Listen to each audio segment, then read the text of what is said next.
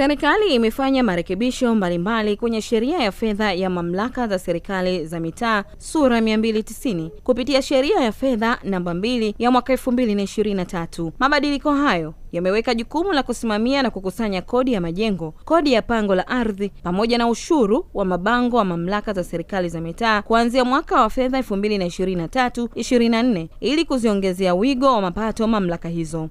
Kwa jina naitwa Barnabas Kisai, ni mkuu wa kanda namba 2 halmashauri ya jiji la Dar es Salaam. Kama mnavyofahamu ni kwamba jiji letu limeunda kanda za utoaji wa huduma ambazo jumla yake ziko 7 na hii sasa ni kanda namba 2.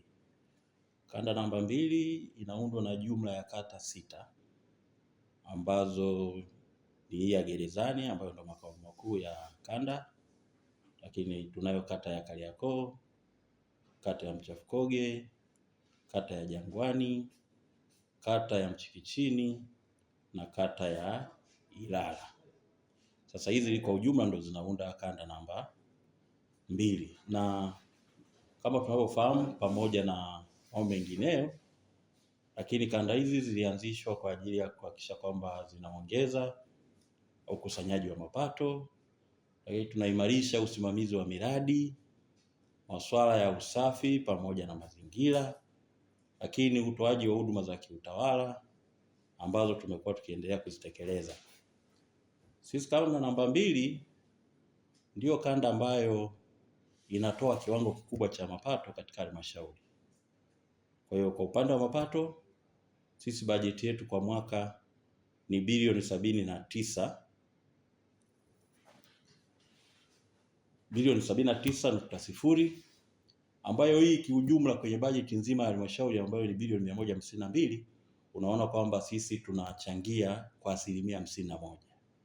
Kwa hiyo kwa kiwango kikubwa ni kwamba sisi ndio ambao katika upande wa mapato tunategemewa zaidi na halmashauri, na simple ni kwa sababu sisi eneo letu kubwa ni la kibiashara na tumekuwa tukikusanya mapato kutoka katika vyanzo 41 ambavyo kiujumla ndio vinatuletea hicho kiwango cha bilioni 79.0 ambayo sawa na 51% kama nilivyoeleza hapo awali.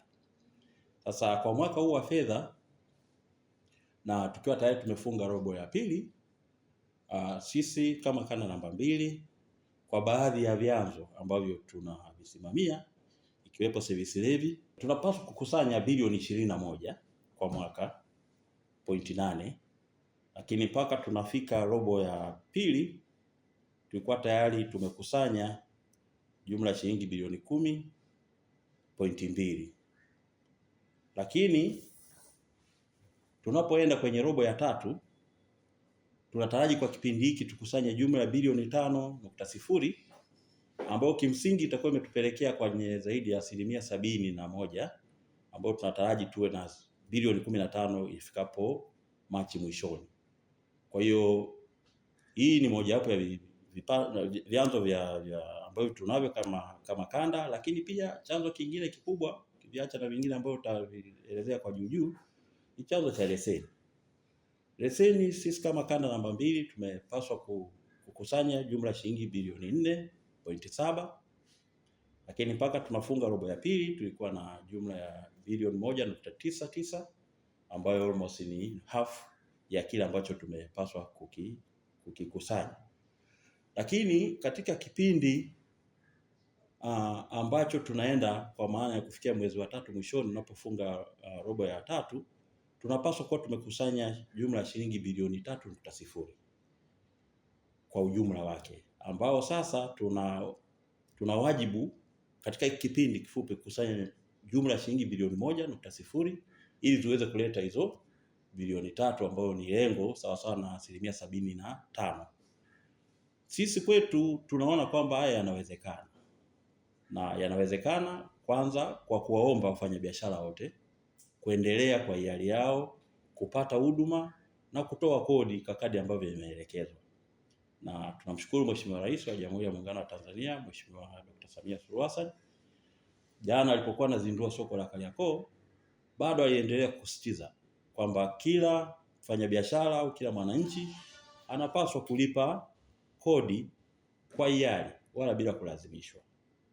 Kwa hiyo nami nitoe rai hiyo kwamba sisi kama kanda namba 2 ambao tunahudumia eneo hili la kibiashara tuko tayari kuwahudumia.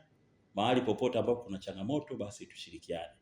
Timu zetu ziko kwenye mitaa husika zinaendelea na utaratibu wa ukusanyaji, na kwa kweli sisi tuwashukuru wafanyabiashara so far ambao wameendelea kuhudumiwa na kanda yetu, na hata mwaka jana wakati wa wiki ya utoaji huduma kwa mteja tulishiriki na baadhi yao, na kwa hiyo mahusiano yetu ni mazuri.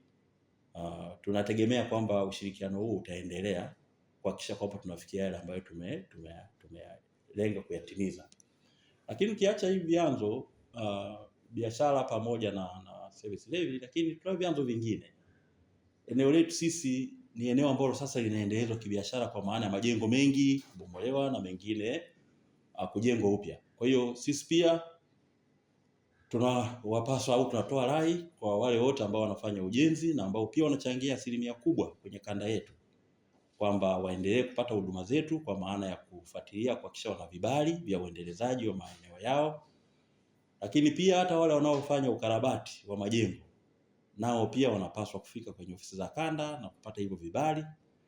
Na katika ukarabati kidogo tumekuwa tukipata changamoto, wengi wanaonekana kwamba hawana elimu hiyo, lakini sasa kutumia chombo chetu cha habari ni waombe kwamba wale wote ambao mnahitaji kufanya ukarabati na vibali vingine vidogo vinavyohusiana na masuala ya ujenzi, mnapaswa kufika ofisi za kanda kupata maelekezo, ili usije ukafanya uendelezaji au ukarabati bila kuwa na kibali. Lakini pia kwenye upande wa ujenzi, kanda yetu sisi inakuwa na changamoto za hapa na pale, hasa wakati wa uendelezaji. Sasa hivi majengo mengi, wengi wakijenga wanalenga kupata basement. Kwa hiyo matokeo yake ni kwamba wanawajibika kuchimba. Sasa wakishachimba, na kwa sababu pia kuna majengo mengine ambayo yanaendelea kuwepo, wakati mwingine imekuwa kituingiza katika migogoro baina ya wale wanaojenga na wale ambao nyumba zao zipo tayari. Kwa hiyo sisi tunatoa wito kwa maana ya kwamba taratibu zote za kiujenzi zizingatiwe, ikiwepo kuzingira, lakini kuhakikisha kwamba nyumba za jirani pia hazipati madhara, na kuhakikisha kwamba uzingatiaji wa sheria na taratibu za ujenzi. Kwa hiyo hayo yote tunadhani tunatoa wito kwa wakazi wetu kuweza kufanya hivyo. Ukiacha swala la mapato, sisi kama kanda namba 2 tunalo pia eneo la miradi. Mpaka sasa tunayo miradi 15 ambayo inaendelea, na mingi ya miradi ambayo kwa kweli ilikuwa imepangwa kwa mwaka huu, mingi inaelekea mwishoni. Ipo michache kama 2 ambayo bado inaendelea, na moja ya mradi ambao kwa kweli tunamshukuru Mheshimiwa Rais ni ule mradi wa kituo cha afya cha Mchikichini. Nyinyi wote ni mashahidi, mkifika pale ni mradi mkubwa. Lakini pia kanda namba 2 inashuhudia mradi wa uboreshaji wa ukumbi wetu wa kihistoria wa Anatoglo. Kwa hiyo ni miradi ambayo tumekuwa tukiisimamia kati ya hiyo mingi niliyohitaji. Kwa hiyo ili tuweze kutekeleza miradi hii tunahitaji fedha. Na kama ambavyo wakazi wa kanda hii wanavyoona ni kwamba pia tunatekeleza miradi ya ujenzi wa barabara kwa kushirikiana na wenzetu wa TARURA. Wao ni mashuhuda kwamba barabara nyingi za jimbo hili au za kanda hii karibu zote zinajengwa kwa kuwekewa lami.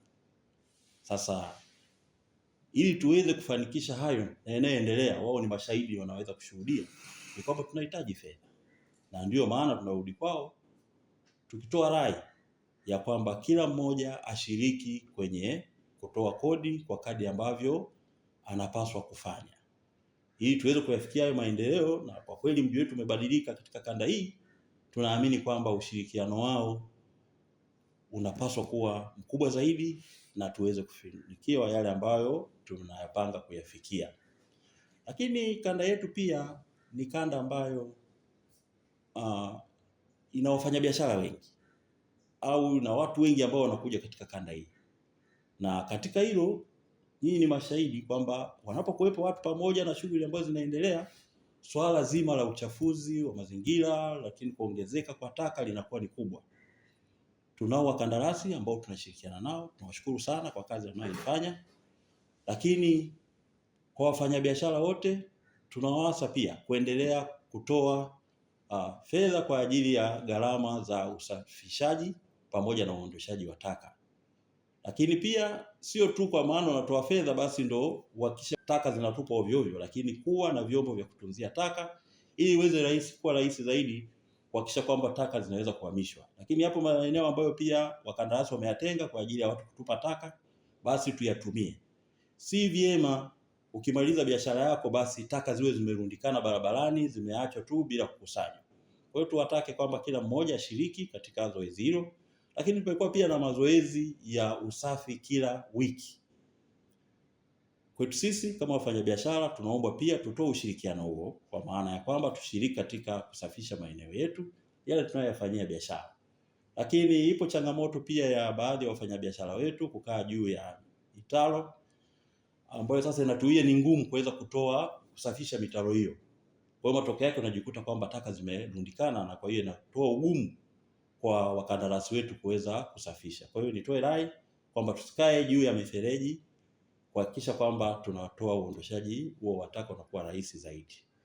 Kwa hiyo hayo ndio ambayo nilipaswa niwaambie wale ambao tuko nao katika kanda yetu. Naamini kwamba tukishirikiana basi kanda yetu itaendelea kuwa ya mfano na itaendelea kuingiza mapato kwa kadi ambayo nimeonyesha hapa kwamba ni 51% inachangia kwenye bajeti nzima. Kama ambavyo nimeendelea kusisitiza kwamba sisi sote tunapaswa kuchangia katika kutoa kodi mbalimbali pamoja na malipo mbalimbali ya halmashauri. Sisi kanda namba 2 tumepata mafanikio, kwa maana katika kipindi cha robo iliyopita mpaka sasa tumeshakusanya jumla ya shilingi bilioni 44 ambayo ni sawa na 57% ya lengo ambalo tumewekewa la bilioni 79. Sasa haya ni mafanikio, lakini bado tunaendelea kwamba tufanye vizuri zaidi, na kwa hivyo ninapenda nitoe wito kwa wafanyabiashara, wananchi wote ambao kanda namba 2 kwamba, na hapa nitumie kauli mbiu ya halmashauri kwamba lipa kodi kwa maendeleo ya halmashauri ya jiji la Dar es Salaam. Kwa hiyo tuendelee kusisitiza ili tuishi kauli mbiu hii na tuweze kufanikisha utoaji wa miradi mbalimbali ambayo tunaifanya iweze kukamilika, lakini pia utoaji wa huduma mbalimbali kama vile usafi pamoja na ustawishaji au beautification ya kanda yetu kama ambavyo mnaona kwamba inaendelea. Nawashukuru sana. Wewe mlipa kodi, unatakiwa kulipa kodi ya majengo, kodi ya pango la ardhi na ushuru wa mabango kwa mujibu wa sheria zilizopo. Kutoa taarifa sahihi zitakazohitajika kwa ajili ya kuwezesha ukusanyaji wa kodi hizo. Utekelezaji wa mwongozo huu utazingatia sheria, kanuni, taratibu, miongozo na nyaraka mbalimbali za serikali zinazohusu ukusanyaji wa mapato. Aidha, mwongozo huu utafanyiwa mapito kulingana na mahitaji kadri yanavyojitokeza katika kipindi cha utekelezaji wake. Lipa kodi kwa maendeleo ya halmashauri ya jiji la Dar es Salaam.